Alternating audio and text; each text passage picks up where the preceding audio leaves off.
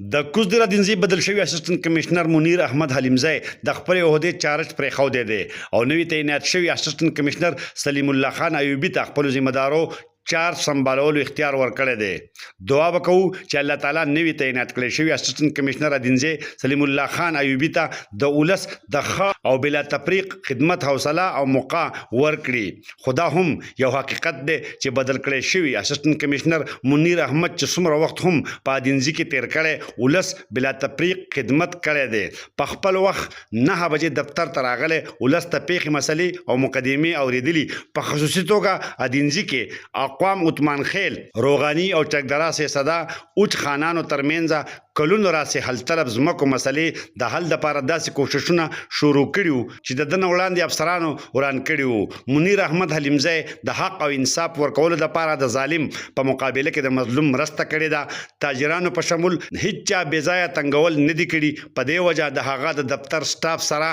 هغه خلک چې واسطه راغلي هم معترف دي ها هغه افسران او خلک به ضرور خپو چې د چا ناجایز سفارش نه دی منلی شوی یو ځل بیا نوي تعینات کړی شوي اسسټنټ کمشنر دینزي سلیم الله خان ته هرکلی او کامیابۍ دپاره دعاګانې کوو امین